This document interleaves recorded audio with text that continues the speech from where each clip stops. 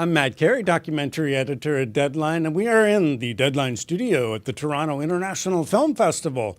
We are with the filmmakers of Elton John, Never Too Late, R.J. Cutler, and David Furnish.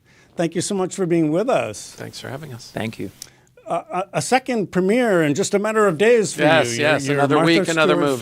Film was at Telluride. Yes. How did the Elton John project come along? Obviously, it was sort of built around his farewell concert, at least for the U.S. tour. How did it come about?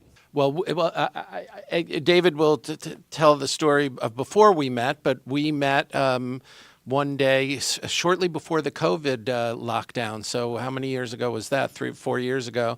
I was invited to meet with David, and we started talking about a movie that he had imagined that involved Elton's final concerts in the United States. And in that initial conversation, we talked about this idea that I had long had, that there was great storytelling to take place around the first 5 years of Elton's career. And we immediately, I think, both gravitated towards this exciting idea that we might tell the story of these early years, which involved some monumental achievements, but also some monumental decisions, and then the big decision that he had made to finish touring and to spend more time with his family, and what brought that about as well. But what brought us together? I was a great admirer of RJ's work. Obviously, I love documentary filmmaking, and I had some friends connect us and introduce us. And I felt this being Elton's final tour and his farewell tour, and the fact that he was going out at Dodger Stadium, which is where he was the first solo artist to ever perform at a baseball stadium in 1975, was a wonderful big cultural moment. And to use that to start to build a film around that as an anchor point was of great interest to me. So I wanted to work with someone who had a lot of experience and a lot of talent as a documentarian and documentary filmmaker, and RJ and I, we just met and clicked, hit it off. You find new footage of Elton that we've never seen before, Yes. which can't be easy, but where did you find that? Well, Was it in an attic somewhere? I always say Elton is the least nostalgic person in the world. He never looks back. We have a very extensive archive. We are always building and putting things away, but we're never pulling it out. We're always saving something for a rainy day. Well, this was the rainy day where we had the opportunity to go into the archive and uncover so many things that have never been seen before. Most of the footage from the 70s, Elton hasn't seen before at all. The performance footage being completely new, the stuff that took place at Chateau d'Araville when he was working on the Honky Chateau. He'd never seen any of that footage before. So it was really fun to finally be able to unearth all these gems and have a really good comb through everything that we've been accumulating for such a long time. RJ, in your career, you've covered many issues and subject matters. The September issue, your film on Dick Cheney. You have done some films on musical artists, Billie Eilish. You did the documentary about John Belushi. What is the key to doing a film successfully about someone who is as well known as Elton John? Because everyone's going to think, oh, I've grown up with him. He's been part of my life forever. I know everything about him.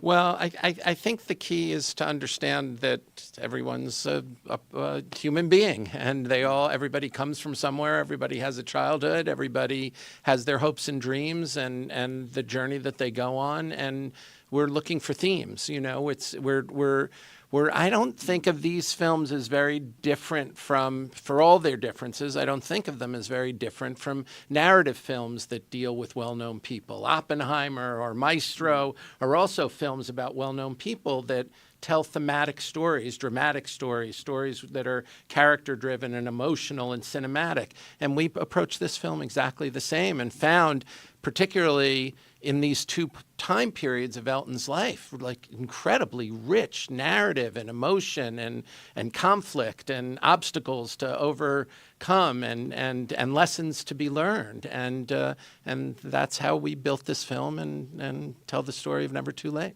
What are the revelations for you, David? I imagine that there were some. You may have thought, yeah, I knew everything, and yet... I had never heard the audio tape of the Rolling Stone interview. And Elton had told me little bits about it over the years, but had never gone into any great detail. and to and throughout the course of our relationship, we used to talk about starting a family. He said, I don't want to have children. I don't think I'd be a good father.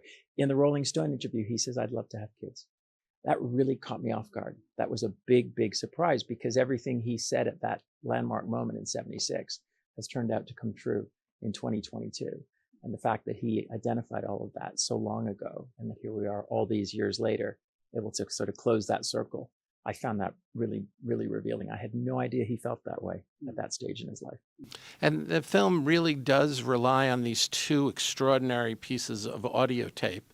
One is the interviews, the series of interviews that Elton did with Alex Petridis, who's his dear friend and who collaborated with him on his autobiography. But nobody has ever heard those audio tapes. And I remember early on, when we Good put thing some, they were recording. It's don't amazing. Don't just write it down. Record these. No, it's incredible archive, and I remember early on playing some of it that we had edited together for David, and David listening and saying, you know, I've heard this voice from Elton, but nobody else has ever heard this voice, this level of intimacy that he could achieve with one of his closest friends. And then, of course, the other piece of tape is the Rolling Stone interview, which we dug up in the archives of Columbia University, and nobody's ever heard those tapes. And to be there and to be in that room, and then if we had the photographs that were there that were taken while Elton was doing the interview. I mean, this puts you in the room of really one of the most important moments in social and cultural history in Elton's life and in public life. We know, many people know about sort of his launch in a way, at least in the U.S., at the Troubadour. Mm-hmm. I mean, so much around him, there's just legend about it, and then beginning and doing enormous shows in Los Angeles early on. And yet he describes a sense of emptiness, which is, it's hard to put one's head around, but that's part of this journey where he obviously seems very much to have arrived at a place of contentment. But wow, what a journey, and kind of shocking in a way to hear that he did feel empty, even though this adulation was coming his way. You know, we live in a society now that reveres fame and success more than ever. And, you know, the old adage, all that glitters is not gold, you know, is actually really genuinely true. Unless you have real love, real contentment, and a sense of belonging in your personal life, all the other stuff is just stuff. It just doesn't really matter. Of course, Elton's proud of his musical success and proud of the artistic and the commercial heights that he scaled, and is very proud of his catalog. But it didn't bring him deep down happiness. At the end of the day, you know, people want to be loved. They want to be loved, and they want to be accepted.